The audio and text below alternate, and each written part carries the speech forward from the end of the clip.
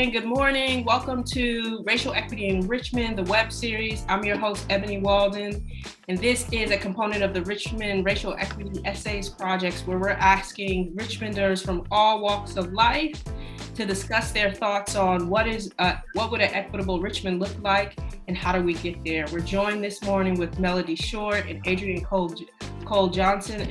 Thank you, ladies, so much for being here. I'm excited to have y'all, excited to have all this Black girl magic on the screen today and just chat it up with you guys. So as we get started, I would just love y'all to do a quick introduction of yourselves. Like, who are you? What do you do in the daytime? How long you been living in Richmond? Adrienne, you're unmuted. You want to start? Yeah, I'll jump in. Hello, Ebony. Thanks for having us here. I'm Adrienne Cole Johnson. How long have I been living in Richmond? I was trying to do the numbers quickly.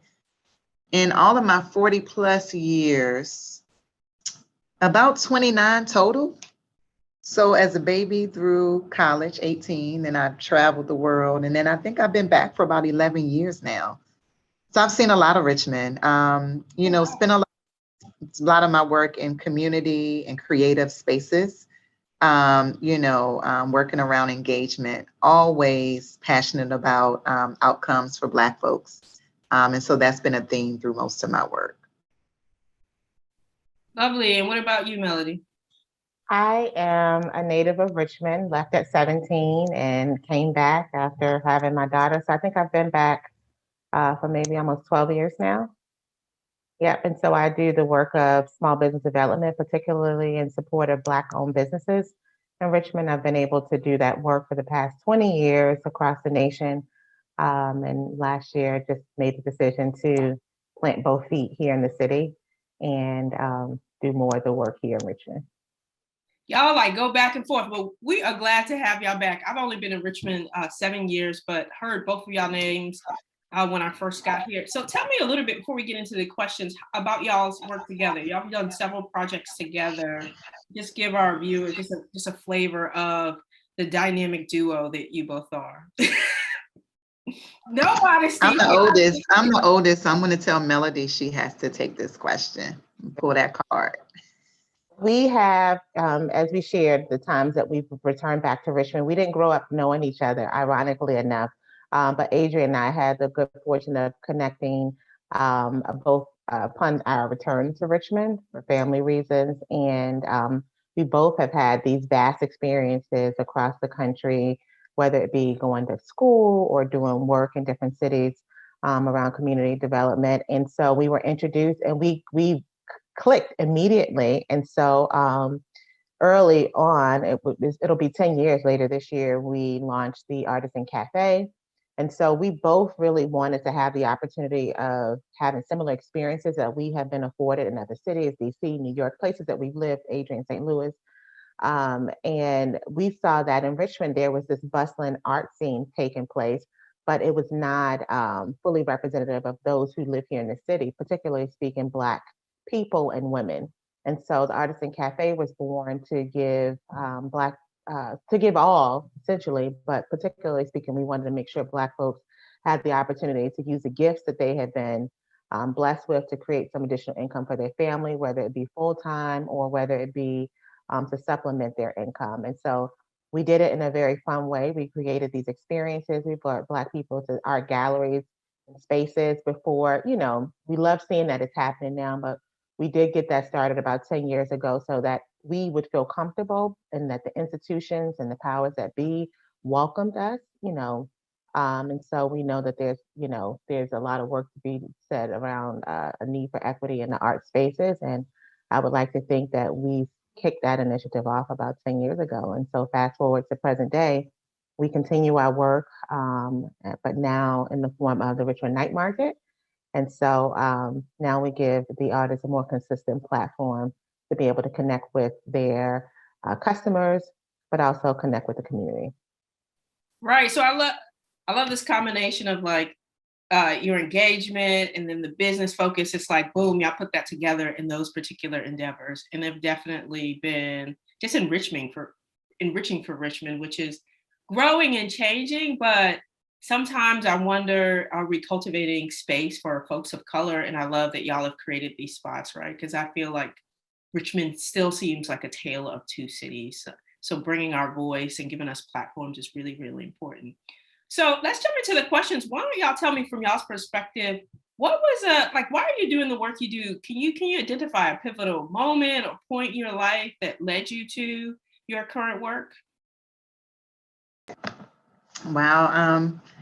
And I'll tell you, when I got that question, there were so many. There were so many moments. I think I kind of believe in just having a journey in life, right? And you have these different points that you stop, and they all are so significant.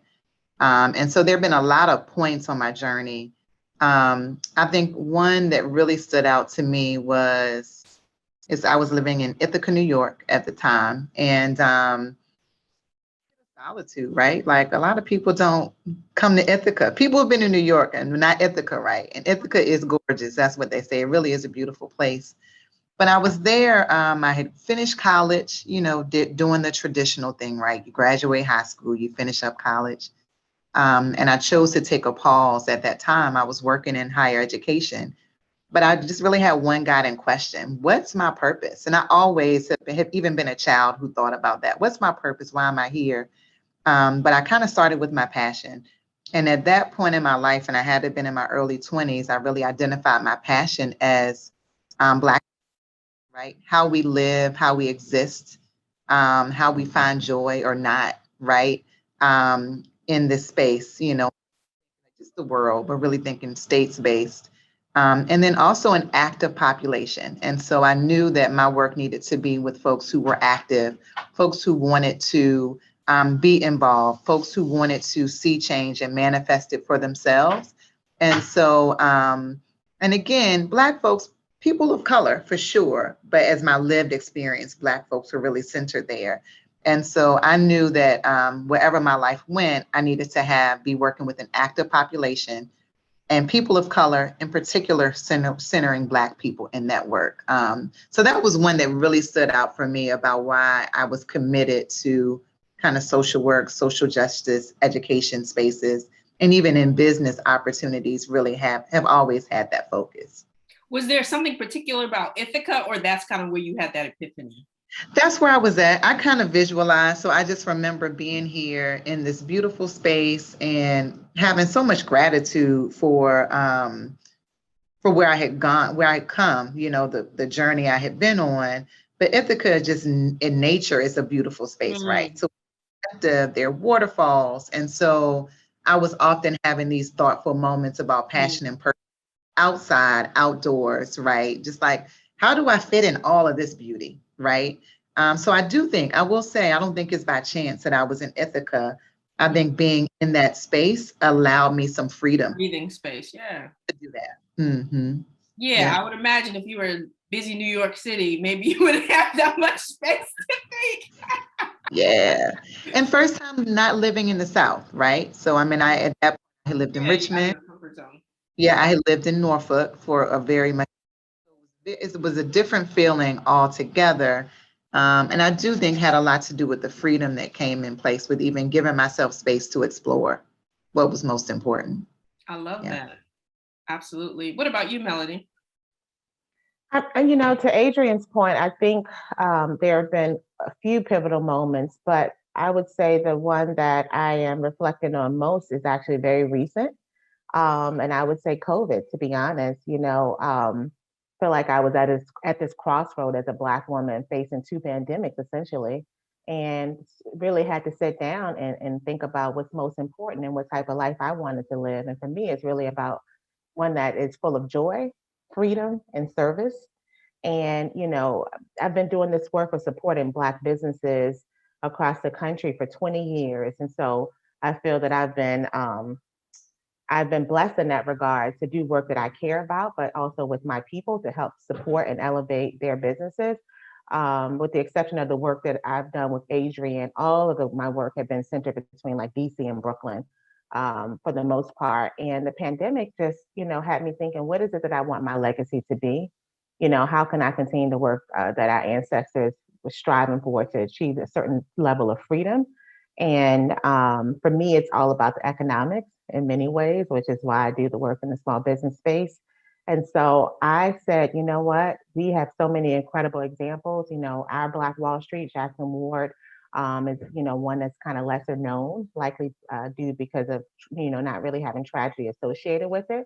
But we have so many examples of successful Black entrepreneurs, and I said, you know what? I want to pour into my hometown, and the result became the birth in partnership with Rashida and Kelly of the Jackson Ward Collective, but also with me continuing that work. I really wanted to position myself so that I have 2 feet here in Richmond now. I'm not up and down the road, but I'm able to be a full service to the Black business community. And so launched the Jackson Ward Collective with Rashida and Kelly. In addition to the work that Adrienne and I do with the night market, I do a little work with the Metropolitan Business League, the Black Business Opportunity and Investment Study, just for data collection, because no one is being intentional about hearing from Black entrepreneurs, hearing their stories, what their needs are, as opposed to us assuming what those needs are, right? And then, the elephant in the room is always capital. And so now I'm also working with Virginia Community Capital, which is a local CDFI, to help, pair Black businesses up with capital resources. So in 1 year, it has become full circle for me, so that I can be of assistance to the Black business community in every aspect needed to, establish a strong foundation for your business, but also scale if that's of interest to you. Yes, love that. It is full circle. Absolutely. So in that space, and then Adrienne, you can think about it in your space, kind of you're in the education and sort of community engagement space. What are the biggest inequities that you see, Melody, in the business space? You talked about access to capital, which is huge. What are some other things that you're seeing? Well, I mean, that really is the huge thing. I mean, in our space is access to capital. I mean, there are others, but that money, impacts, your ability to hire, your ability to gain access to a piece of real estate, your ability to buy the resources needed to just run your business.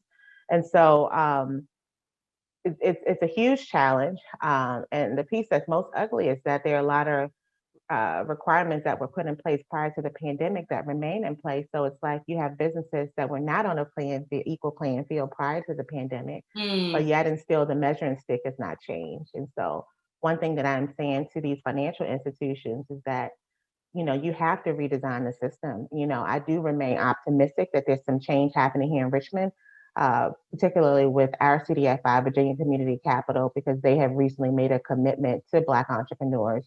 And so I'm helping them with navigating that and saying, hey, you have to, change this, or you have to consider this, if you really want to, have a real impact and ultimately get this money to the street. Yeah, absolutely. What about you, Adrienne? What are you seeing in your space? What are the biggest inequities? Yeah, and again, it's broad. I see it in my space and just throughout. But for me, it really is about the people making decisions are not those that have the lived experience, right? And so that has always been an issue for me. And so I often, when I try to look at kind of shifting culture and systems, who should be in the room that's not in the room, and who are we giving power to? Because we have it. But who are we giving the power to make the decisions that they aren't even living out, right? And so, it takes a little bit of time to do, but I think it's always important to just assess, who are the stakeholders, right? And are we bringing in the stakeholders to say in schools? Are students in the room, right? Are parents in the room, and not just allowed as parents, right? The parent that is not traditionally heard. Are we bringing them into the conversation? And then when those decisions that we're making, are we thinking about the child that doesn't have, or are we thinking about, say, our own children who may have all of the social supports, right? And so a lot of times when you shift who's in the room and shift where kind of power lies, and making sure that power is just more proximate to the people who will be living out the decisions that are made, you often see a shift in how decisions are made, right? You see a shift to who we lean to, who is an expert, right? And while that can be uncomfortable for many who have built time to attain power and to attain position, For me, it's really important when we're looking at inequities to really look at just look at who we identify as experts. So I see it a lot in my field, but really across the board, it's always been something that kind of always raise an eyebrow at that. I love that, Adrienne. I just had to say that. I'm just thinking about, I mean, that's so important across the spectrum. I think about when we're doing this Black Business Opportunity Investment Study, a lot of that was because we have historically just made decisions on behalf of the Black business community. And it's really been under the guise of minority, right? And so each group has its own set of needs, and we don't know what they are until we go straight to the source, right? And so what I would say, we have these calls, I said, we're all guilty of it. And I'm going to say myself included, even as a Black woman. Have we gone to them directly? Have we learned about their stories? Have we learned about their needs? How have they even started their business? Because if it's been successful for them, are we even positioning ourselves to, you know, put resources in that same space so other people can find the success? So Yeah. I love that.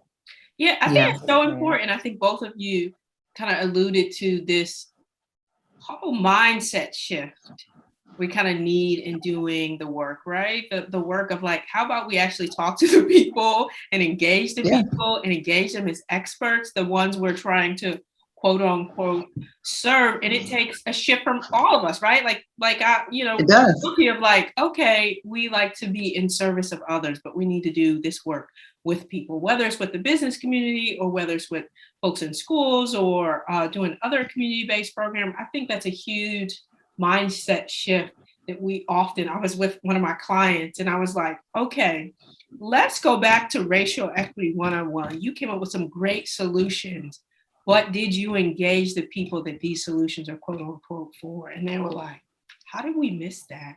Like, but that's like basic, that's like community building 101, right? Adrienne, and Adrienne can speak to that more than myself. We have models in place, but if we shift from, you know, centering ourselves and use what have already been, I mean, you know, Black people have been doing this work for a very long time. We don't have to reinvent the wheel, you know? Absolutely. So. And what I think too is, you know, it takes more patience, it takes intentionality, and it takes really building authentic relationships to be centered in community, right? You know, you're not going to just walk in the neighborhood and think you're going to click your fingers and get it. Exactly. Who is the person on what front stoop? Who do I need to talk to here? Who has been living here for generations? And so again, you know, you look at a traditional, say school, university model. It's about an outcome. It's about this is a I have to do and I need to get it done, right? Versus you look at a community-centric or even an African-centered approach, right? It's taking the perspective of the entire village, right? You're listening to the youngest baby and the eldest elder, but again, it's slower. But I think sometimes we want results, but we don't want to take the time to do it the right way. So it's the process as much as the outcome. And so always really making sure that we, right, when we're in those spaces, we slow it down to say, because we've been here for a while, right? Racism, we've been here for a while. So if we're going to do something, let's do it the right way to make sure that we're impacting as many positively as we can. Yes, and I love that you said that equity is both a process and an outcome, because we're too often gunning for a different outcome, but we haven't changed the way we actually do things. And it's going to require, which I think we both alluded to, a changing of the way we do things to really impact the outcomes that we want to see. So I love that you all say that. How is the business opportunity study going? Like, how did y'all do that or build relationships with businesses? Melody, just as we're talking about that.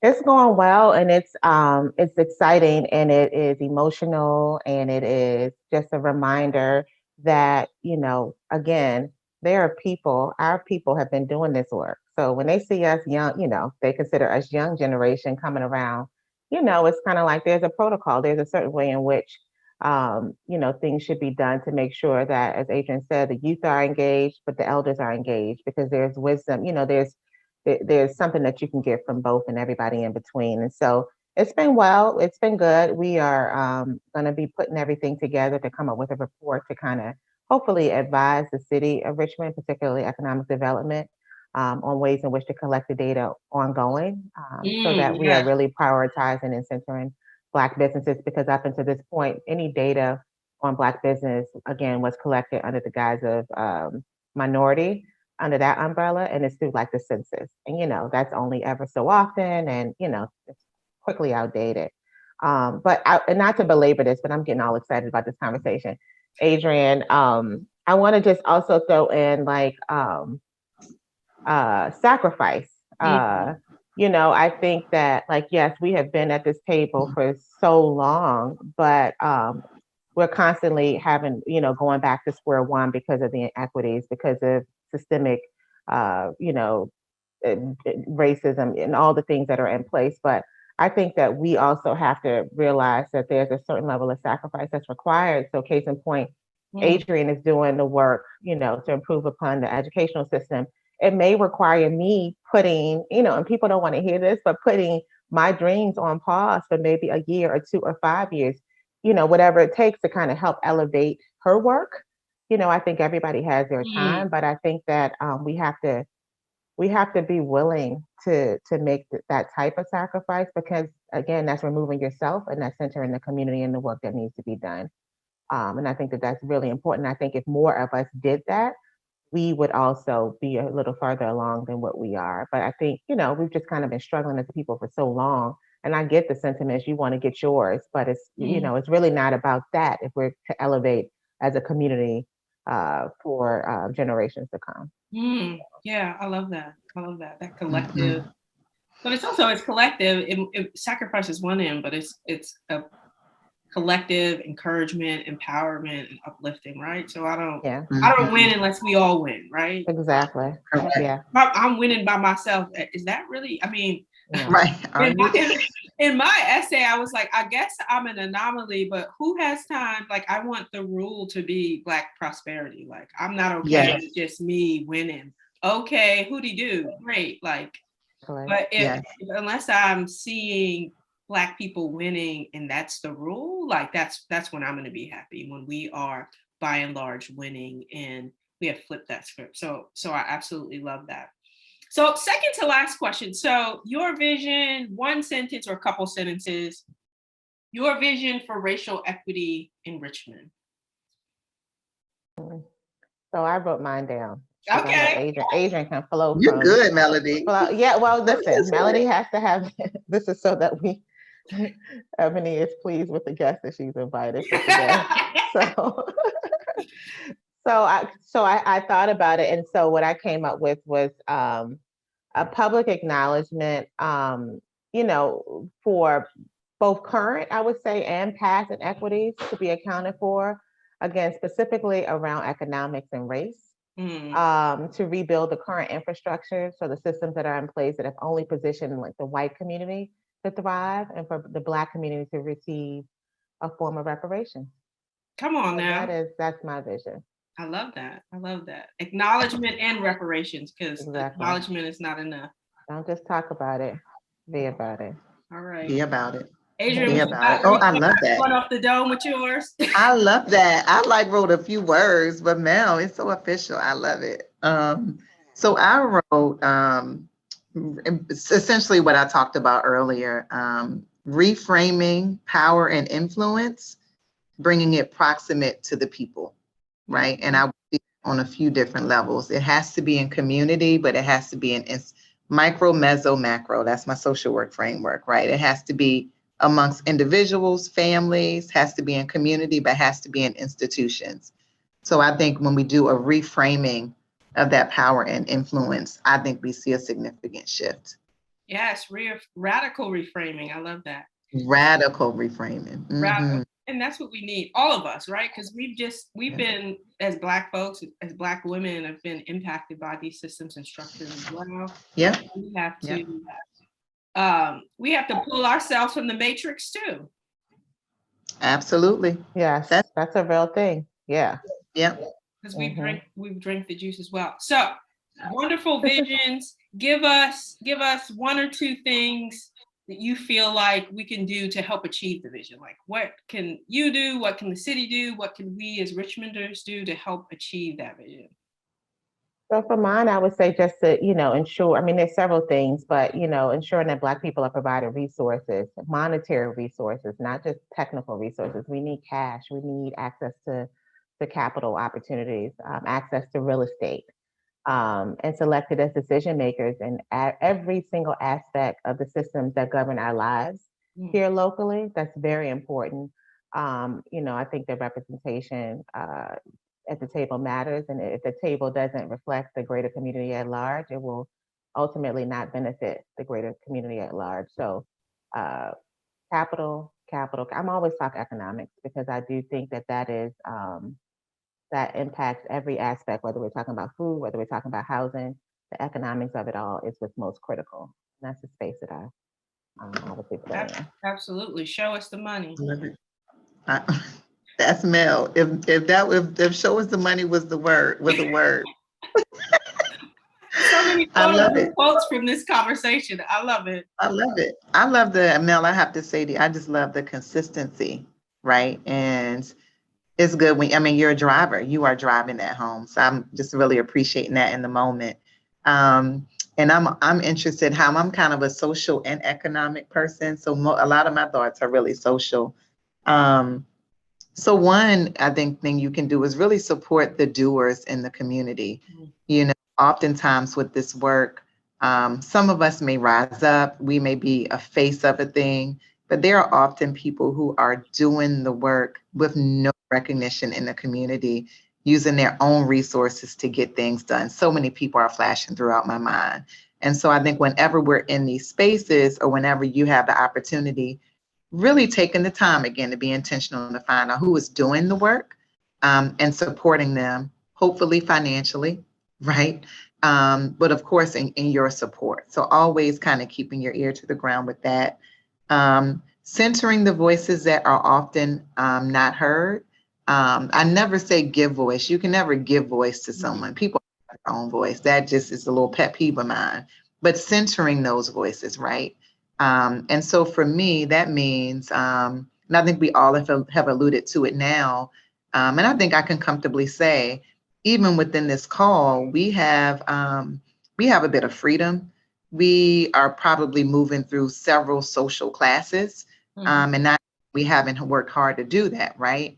But I know my work is for folks who are lower income, that are not in the middle or upper class. So that's my work, right? And so when I talk about centering the voices and also being a part of helping someone to move their social supports, even centering that perspective within Black spaces is yet another layer. So that's the kind of mantle I'm often talking about in my work, whether in nonprofits or even in schools. How are we moving the needle for these families that need us the most, for these students that need us the most, for these parents or adults who need us the most, and looking for that shift. And so being aware of it, but when you have the opportunity, helping to make connections for folks, right? Sometimes the social capital that you have of making a phone call or sending a text or making a connection is going to change the trajectory of someone's life. And so us not taking for granted those people we have in our phone or in our Rolodex, and using it for those who really need those connections to uplift. So those would be my three kind of tangible things that folks can do to create this better world that Ebony is going to lead us and in guide the conversation. I'm just the convener. So you gotta know your role. I'm just trying to convene things. People are already brilliant. They already have wonderful ideas. But I love the last thing you said, because a lot of time, particularly like you said, of Black folk of a particular ilk that have moved classes and movers and shakers, we become gatekeepers. But are you a gatekeeper that is opening the door for other people and moving barriers, or you're just at a post? Right. Absolutely. That part right there, Ebony. That part right there. Right? Is the gate closed or open? The post. Are you open? Do you tear down the gate? Why are you at the gate? Tear the gate down. Do you hear me? Do you hear me? And I'll tell you, it really stood out for me when I did some work in St. Louis. I started to notice it, kind of community nonprofit. but I also felt it in my work in East End. I worked at Peter Paul. Shout outs to Peter Paul, my family over there. But as I would see folks that would come in the building, I always wanted to see more of us as far as volunteers, their talent, treasure, or time. And I didn't see a lot. So I would have conversations kind of challenging us to do a bit more. And I get it. Like folks just moved out, they're trying to figure out what they did. But I said, somebody did it for you, whether you recognize them or not, somebody saw something in you and they say you, it might have been a coach. It might have been someone at the church. It might have been someone in the neighborhood. And so I am often on my peers that, yes, there is an obligation to make sure that you don't just go back to the community, but that you're staying connected to the community, because whether you know that person or not, someone needs to see you. And so I'm often having that conversation, Ebony, about taking the time. I know we're all busy, and that's our lot in life, right? We're all busy, and making sure that you prioritize folks outside of your family to be a light to. Yeah, we have to support and encourage our own collective liberation as well. Yeah. So Absolutely. Melody, you would like to say something? No, Adrienne is just, I know we can't be in her all day, but when you're talking about the work at Peter Paul and people, whether it's the children, the parents being able to see, a reflection of themselves, I think about the study that Stephanie over at Community Foundation put together around philanthropy, and what our idea as Black people, when it comes to philanthropy is, it's more than just the money, right? And then that made me think about the social capital piece. Like that piece is, and I talk a lot about the economics, but and I don't want people to think that it's like money, but the social capital piece is incredibly important because it's that network. Others outside of our community are easily able to, do all of the things because of a phone call, or because daddy went to, is an alum of a school that, the head of this bank also attended. And so we have to be intentional about, this is not, even when we go away to school, and all Black people are not afforded, unfortunately, the opportunity to go away to school, but for those that are, we have to understand that we're doing this not just for ourselves and for the advancement of ourselves, but this is for the advancement of the community. So when we get those networks, because we go to Spelman and we go to Howard and we go to Hampton and all of these schools, these are resources that we're supposed to be tapping into for the community. And I do think that the founders of these HBCUs, when they put these universities together, it was with that in mind, not for just self-service. Yeah, it was all about like collective responsibility, cooperative economics. We can go down the Kwanzaa list, right? Yeah, absolutely. State University. I have to make sure I call my school out. Well, ladies, we're wrapping up this conversation, but thank y'all so much. And just wanted to give y'all spaces. Anything else that we haven't brought up and you wanted to say that would really advance racial equity in Richmond? I think we've covered a lot today, but just want to, in closing, give y'all anything, questions, thoughts that you want to leave us with in closing. I just want to say thank you for the invitation to have the dialogue, but also for the intention that you're putting around your work and bringing, being intentional about the folks that you're bringing to the table. We talk about representation, and we talk about, hearing from the people that are doing the actual work and not having folks speak on our behalf. So I thank you. I thank you. I thank you.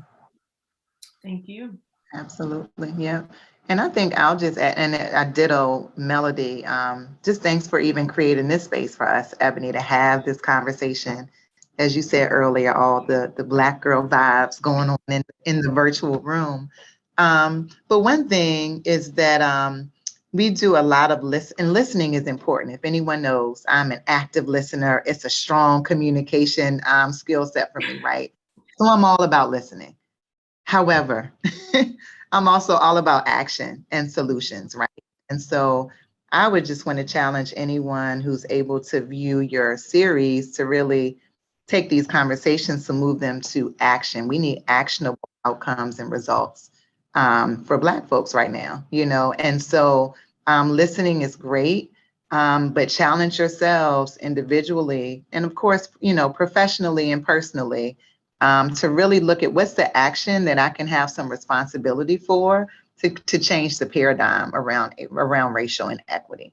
Beyond that, I just say thank you for having us, Ebony. It's been a great chat, and just enjoyed sharing this space with you both.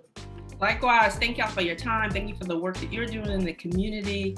And obviously your wisdom in the exuding the Black, there is no shortage of Black girl magic in Richmond. So I'm just happy to share space with y'all. Thank y'all for listening or watching. This is Racial Equity in Richmond, the web series. I'm joined today by Melody Short and Adrienne Cole-Johnson. Thank you, ladies. And until next time, y'all take care. Right.